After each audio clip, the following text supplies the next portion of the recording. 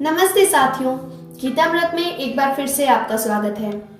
आज के श्लोक में अर्जुन, कृष्ण और भीम द्वारा बजाए गए शंखों का वर्णन है। पांचजन्यम ऋषिकेशो देवदत्तम धनंजयः पौंड्रम दध्मु महाशंखम भीमकर्मावृकोदरः। अर्थात अब पांडवों की ओर से सबसे पहले श्री कृष्ण ने पांचजन्य नामक शंख बजाया। अर्जुन ने देवदत्त और बड़े पेट और अधिक भोजी बड़े कर्म करने वाले भीम ने पौंड्र नामक शंख बजाया। श्री कृष्ण को यहाँ ऋषिकेश कहा गया है। ऋषिकेश का अर्थ इंद्रियों के स्वामी है। इसे जरा गहनता से समझते हैं। इंद्रियां अर्थात हमारे सेंस ऑर्गन्स, आंख, नाक, कान, जीवा और त्वचा। दोस्तों, हम अपने अधिकतर कार्य अपने इंद्रियों के सुख के लिए ही करते हैं। इन्हीं के कारण ही हमारी तृष्णा और वासनाएं भी उत्पन्न होती है। श्री कृष्ण ऋषिकेश हैं, अर्थात इंद्रियों के स्वामी हैं। वो इन वासनाओं से परे, इन पर विजयी हैं। इनफैक्ट इंद्रियां ईश्वर की दास है, किंतु हम मनुष्य तो अब इंद्रियों के दास बन रहे हैं। कई बार हम सुनते हैं कि अपनी इंद्रियों पर नियंत्रण रखना चाहिए। क्या ये इतना आसान है? क्योंकि हम सभी तो हमेशा इसमें असफल हुए हैं।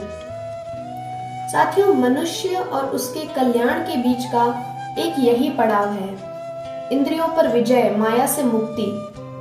पर यह पड़ाव केवल ईश्वर से सच्चा प्रेम करके, उन पर अटूट अडिग विश्वास करके ही पार किया जा सकता है। पर हम मनुष्य के लिए ये जरा मुश्किल है, क्योंकि हम हमेशा तर्क और लॉजिक्स के आधार पर सोचते हैं, परंतु ईश्वर हमारे तर्कों से बहुत ऊपर है। चलो ये लाइन दोबारा समझते हैं। वेद कहते हैं संपूर्ण संसार ईश्वर में निहित है। यशोदा मैया ने भी अपने पुत्र में संपूर्ण ब्रह्मांड को देखा था और फिर उस ब्रह्मांड में खुद को। साथ ही वेद ये भी कहते हैं कि कण कण में ईश्वर है। तो आप ही बताइए, क्या हम और आप किसी ऐसी चीज की कल्पना कर सकते हैं जो प्रत्येक छोटे से छोटे वस्तु में हो? कहते हैं ईश्वर हर जगह व्याप्त है। क्या कोई मनुष्य एक ही समय में एक से अधिक स्थानों पर हो सकता है? दोस्तों, ईश्वर हमारे तर्क से बहुत परे है। इंद्रियों पर विजय का अर्थ ये नहीं है कि हम किसी वस्तु का उपभोग ना करें, बल्कि गीता के अध्याय 6 श्लोक 1 में इसे बहुत अच्छे से समझाया है कि अनाश्रिति ही कर्म फलम कार्यम कर्म करोति यः स सन्यासी च योगी च न निराग्निर्न चाक्रियः। मतलब detachment is not that you should own nothing, but that nothing should own you.